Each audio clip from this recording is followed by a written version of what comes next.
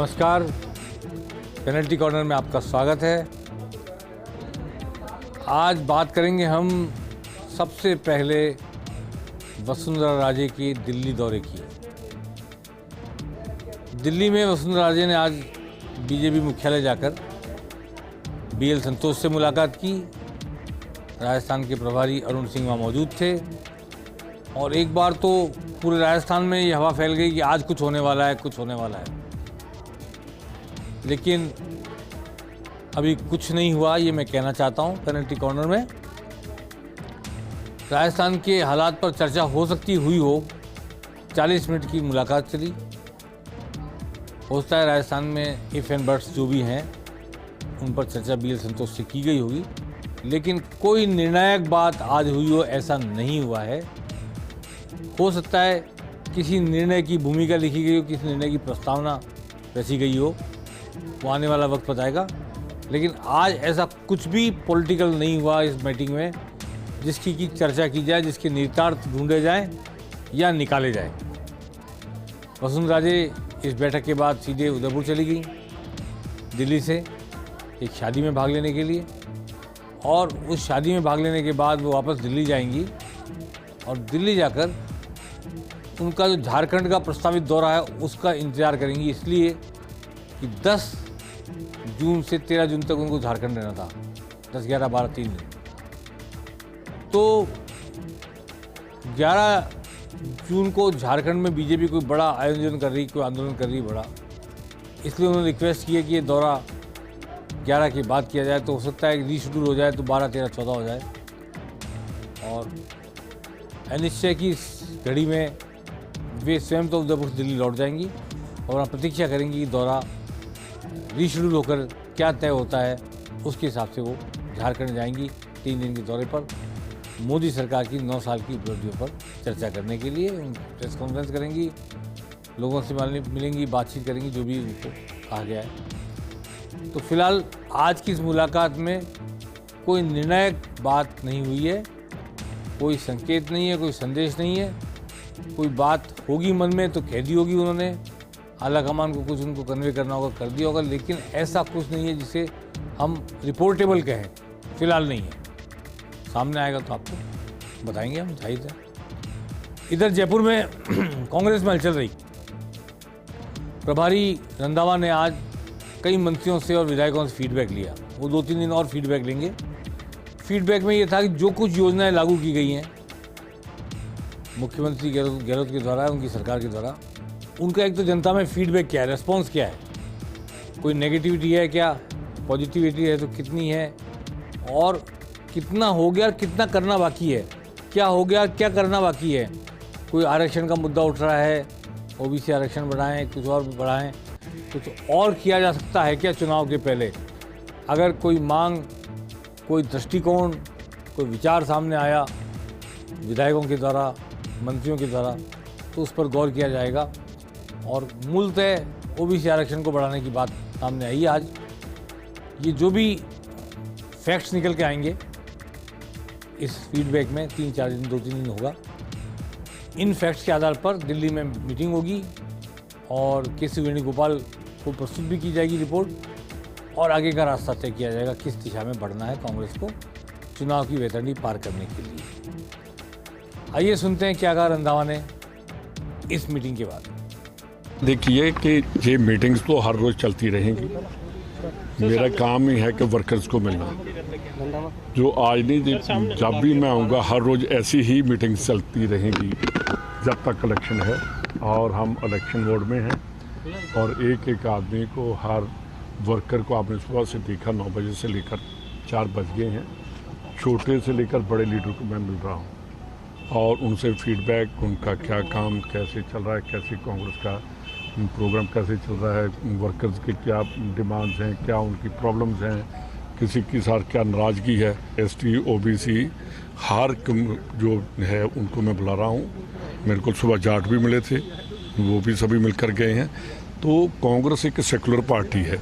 अगर मेरा ख्याल आप तो यही देखते रहे होंगे कि ये कौन गया है, कैसा गया है। अभी तो फ्रंटल ऑर्गेनाइजेशन चारों मेरे पास बैठे हैं, अंदर बैठे हैं, मैं आपको देख करके आप सुबह से खड़े हैं। रंधावा ने तफसील से बताया कि वो क्या फीडबैक ले रहे हैं, क्यों फीडबैक ले रहे हैं और फीडबैक के आधार पर क्या किया जाएगा।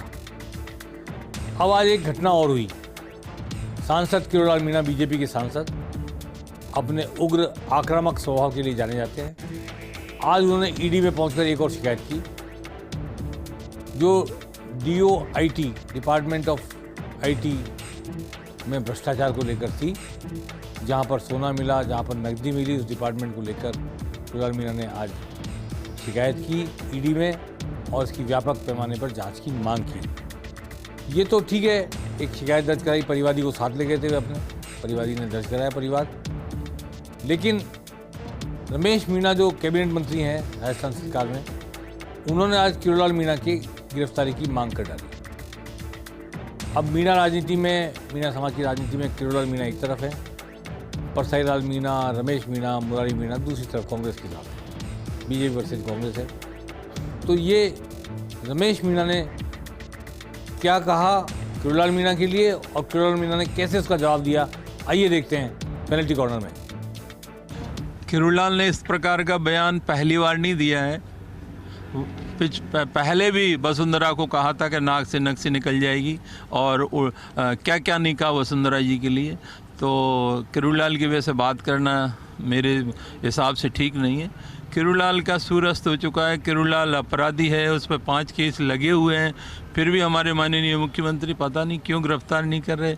और वो रोज़ाना कोई न कोई चीज़ बोलता है, जो खुद अपराधी हो, खुद सिस्टम में करप्शन में खुद फंसा हुआ हो, वो सरकार पर आरोप लगाता है और खुलेआम घूम रहा है। तो हम तो माननीय मुख्यमंत्री से कहेंगे कि भाई ऐसे लोगों को बेनकाब करें और ये गलत तरीके से गलत दबाव बनाते हैं। और जो आम आदमी होता उस इस प्रकार केस होते तो उसको कोई भी पकड़ लेता, आज तक पकड़ क्यों नहीं आ रहा, पकड़ से बाहर क्यों हो रहा है? देखो, वो बहुत दिनों से जब से मंत्री बने हैं तब से मेरे को अपराधी कह रहे हैं। और अपराध मेरा ये है कि अगर मैं आज ईडी में आ गया, ये ACP के दफ्तर पहुंच गया, भ्रष्टाचार के खिलाफ प्रकरण दर्ज कराने, धरना देने, प्रदर्शन करने या सामान्य जनहित के किसी मुद्दे पर कोई मुकदमा राजनीतिक द्वेष भाव से दर्ज हुए हैं, जैसे मैं आमागढ़ में चढ़ा तो मुकदमा दर्ज किया है। तो और जो जनहित के मुद्दों पर जो भी आंदोलन हुए उसमें राजनीतिक द्वेष भाव से सरकार ने अनेकों मुकदमे मेरे खिलाफ दर्ज हुए हैं। मैं उसमें दोषी पाया जाता हूं तो गिरफ्तार करो। और इन मुकदमों से मैं डरने वाला नहीं हूँ, रुकने वाला नहीं हूँ, झुकने वाला नहीं हूँ, क्योंकि मैं जनता के मुद्दे उठाता रहा हूँ और उठाता रहूँगा। उनको लेके कितने भी मुकदमे गहलोत सरकार लगाए। और मंत्री जी ने जो मांग की है, मैं मुख्यमंत्री जी से कहूँगा अपने मंत्री की मांग पूरी करें। तो किरोड़ीलाल मीणा ने कह दिया कि मैं जनता की आवाज़ उठाता हूँ, इसलिए भयाक्रांत हैं मंत्री जी, और अगर मंत्री जी ने मांग की तो पूरी करके दिखाए सरकार। ये जो आरोप प्रत्यारोप का सिलसिला है, क्योंकि किरोड़ीलाल मीणा एक्शन मोड में रहते हैं, हर मुद्दे पर सड़क पर बैठकर, जनता के बीच बैठकर प्रदर्शन करके काफ़ी एग्रेसिव पॉलिटिक्स करते हैं। इसलिए इसी एग्रेशन के कारण मीणाओं में ख़ास तौर पर उनकी पहचान रही है और इस एग्रेशन के कारण मीणा यूथ उनके साथ काफ़ी रहा है।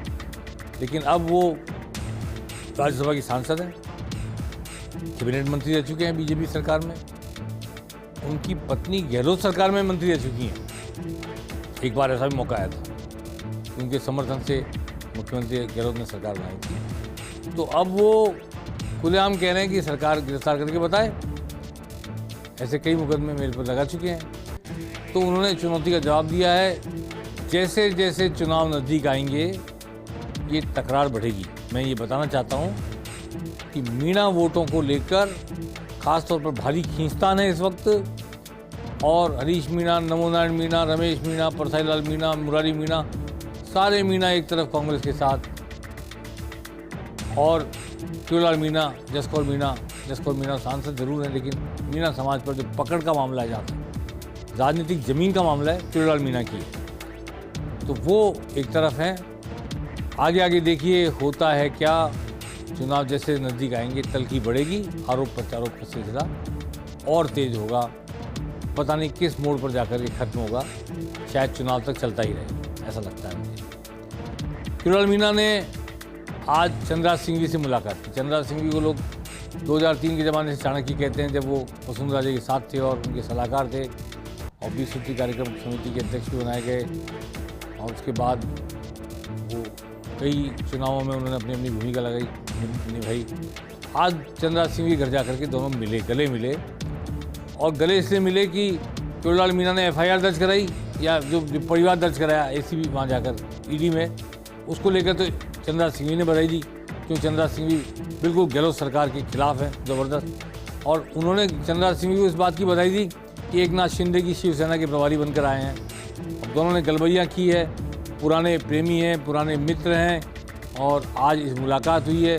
क्योंकि एकनाथ शिंदे की शिवसेना BJP की अलाई है, BJP के साथ मिलकर सरकार चला रही है महाराष्ट्र में, इसलिए ये सहज मुलाकात थी।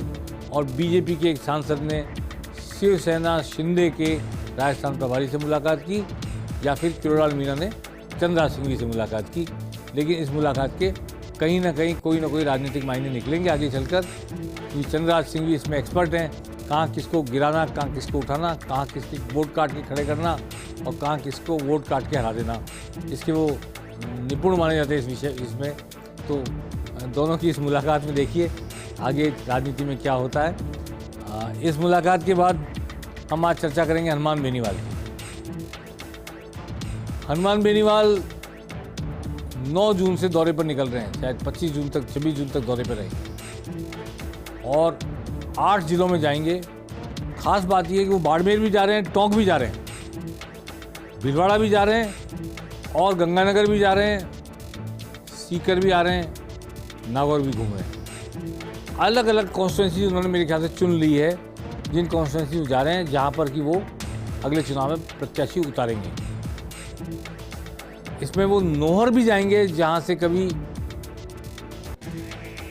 चौटाला, खुद अजय चौटाला MLA रहे हैं और उनकी जननायक जनता पार्टी इस बार BJP के साथ गठबंधन करके उम्मीदवार उतारने की कोशिश कर रही है राजस्थान में। उनमें नौहर उनकी पहली प्रायोरिटी है, तो नौहर भी हनुमान बेनीवाल जा रहे हैं। किसानों पर आधारित पार्टी या जाट आधारित पार्टी कहते हैं, जातिवादी पार्टी कहने में थोड़ा संकोच होता है मुझे, हो भी तो भी हमको ये मानना चाहिए किसान आधारित पार्टी। तो उसमें दोनों पार्टियां किसान आधारित पार्टियां हैं, रालोपा भी और जननायक जनता पार्टी भी, और कई जगह इनमें आमना सामना होगा आने वाले चुनाव में, क्योंकि BJP की अलाई होकर के हरियाणा से यहाँ आ रही है जननायक जनता पार्टी, BJP के साथ मिलकर सरकार चला रहे हैं हरियाणा में। इसलिए BJP उन्हें कितनी सीटें देती है, कौन कौन सी सीटें देती है, और क्या वो तीनों सीटें दे देती है जिन पर इस वक्त हनुमान बेनीवाल की पार्टी के विधायक हैं, ये भी आने वाले वक्त में देखने वाली बात होगी। हनुमान बेनीवाल का दौरे का मुख्य मुद्दा एक तो बजरी की कीमतें कम कराना, एक टोल फ्री करना, स्टेट हाईवे को टोल फ्री किया जाए और लोकल युवकों को रोजगार दिया जाए। इसको लेकर वो आंदोलन भी खड़ा करना चाहते हैं चुनाव से पहले। तो उनके इस दौरे का जो ये पूरा उन्होंने चार्ट जारी किया है, 24 जून को धोरीमन्ना जाएंगे, नौहर जाएंगे 22 को, कई जगह जहाँ जाएंगे वो सब एक उन्होंने पोस्टर जारी किया है। तो वो सब जगह बजरी की रेट कम करने, स्टेट हाईवे का टोल माफ़ करने और युवकों को, स्थानीय युवकों को रोजगार देने की मांग को लेकर आंदोलन खड़ा करने की कोशिश करेंगे, ताकि चुनाव के लिए उनकी एक ज़मीन तैयार हो सके, मुद्दों पर आधारित ज़मीन तैयार हो सके। आने वाले वक्त में देखने को मिलेगा हनुमान बेनीवाल का दौरा और उनकी राजनीति। अब एक और आज खास बात हुई है। विजय बैंसला वैसे तो प्रो BJP माने जाते हैं, कर्नल किरोड़ी सिंह बैंसला के बेटे हैं, लेकिन आज उन्होंने गहलोत सरकार के कदम का स्वागत कर दिया गर्मजोशी के साथ। जो MBC की जो बैकलॉग था, ये बड़ी मांग थी किरोड़ी सिंह बैंसला की, इस बैकलॉग को कैरी फॉरवर्ड किया जाए ताकि रिक्तियाँ बरकरार रह सकें, लैप्स नहीं हो और उन पे आने वाली पीढ़ी को मौका मिल सके। तो गहलोत सरकार ने कल ये घोषणा की कि बैकलॉग 3 साल तक चलेगा, और 3 साल तक बैकलॉग के चलने की बात को लेकर विजय बैंसला ने आज पार्टी लाइन से अलग हट करके एमबीसी के पक्ष में खड़े होकर अपने समुदाय जिसके लिए वो काम कर रहे हैं, जैसा उन्होंने पेनल्टी कॉर्नर में बताया था कि मोस्ट बैकवर्ड क्लास के लिए वो काम कर रहे हैं, उसको संगठित करने का काम कर रहे हैं, उसको पॉलिटिकल प्रेशर ग्रुप बनाने का काम कर रहे हैं, उसके हक में हुए एक फैसले पर खुले मन से गहलोत सरकार के पक्ष में बयान जारी किया, तारीफ की। आइए सुनते हैं क्या कहा विजय बैसला। कल जो कैबिनेट की मीटिंग हुई जिसमें एमबीसी को बैकलॉग देने का निर्णय लिया गया, उसके लिए पूरे राजस्थान सरकार का धन्यवाद और माननीय मुख्यमंत्री जी अशोक गहलोत जी का बहुत बहुत धन्यवाद। धन्यवाद उन सब युवाओं का भी जिन्होंने सालों साल इस संघर्ष में साथ दिया, उन बुजुर्गों का भी धन्यवाद जिनकी आशीषें हमारे साथ रही, बहनों और बेटियों और माओं का भी धन्यवाद जिन्होंने हमें हमेशा अग्रसर किया अपने मुकाम पे पहुंचने के लिए। और कर्नल साहब जहां भी हैं उनकी आशीषें, उनकी नजर हम सब पे बनी रहती है, उनका आशीर्वाद हम सब पे बना रहता है, उसके लिए बहुत बहुत धन्यवाद। तो देखिए, विजय बैसला ने पार्टी लाइन से अलग हट करके जिस समुदाय के लिए वो काम कर रहे हैं उस समुदाय के हित में गहलोत सरकार ने कोई फैसला किया तो उसकी भी खुले मन से तारीफ की। सचिन पायलट आज मध्य प्रदेश के दौरे पर थे, वो वहाँ एक सांसद से भी मिले, कुछ और कांग्रेस के नेताओं से मिले, और ऐसी खबर आ रही है वहाँ से कि वो मेरे ख्याल से कांग्रेस से बाहर नहीं जा रहे हैं, कांग्रेस में बने रहेंगे। और राहुल गांधी ने जैसा उनको भरोसा दिलाया है कि उनके मान सम्मान की रक्षा की जाएगी, उसकी प्रतीक्षा करेंगे। जबकि सोशल मीडिया में बहुत तेज़ी से ये खबर उड़ रही थी कि 11 जून को वो अपने पिता की पुण्यतिथि के अवसर पर 1 लाख 2 लाख लोगों की सभा करेंगे और अलग पार्टी बनाएंगे, और पार्टी के नाम आ गए सोशल मीडिया पे, प्रगतिशील कांग्रेस, राजस्थान प्रगतिशील कांग्रेस वगैरह वगैरह बहुत सारी बातें चल रही थी। लेकिन उनके निकटस्थ सूत्रों ने इस बात का स्पष्ट तौर पर खंडन किया है कि सचिन पायलट कोई पार्टी बनाने नहीं जा रहे हैं, बल्कि ये कहा है कि कांग्रेस में ही रहेंगे, बीजेपी के खिलाफ संघर्ष करेंगे, अगले चुनाव में पूरी भूमिका निभाएंगे जो भूमिका पार्टी आलाकमान उनको देगी। ऐसा लगता है कि राहुल गांधी जब स्वदेश लौटेंगे विदेश यात्रा से, अमेरिका गए फिर लंदन गए, वहाँ से जब भारत लौट के आएंगे तो सचिन पायलट को जो जिम्मेदारी दी जानी है उसके बारे में फैसला होगा। मैं पिछले 2 दिन से भी ये कह रहा था कि कौतूहल 2 ही बातों को लेकर है राजस्थान की राजनीति में इस वक्त। आम जन के दिमाग में, जेहन में यही 2 सवाल हैं कि सचिन पायलट कांग्रेस में बने रहेंगे या अलग पार्टी बनाएंगे, बने रहेंगे तो क्या जिम्मेदारी दी जाएगी, और वसुंधरा फ्रंट फुट पर खेलेंगी या नहीं।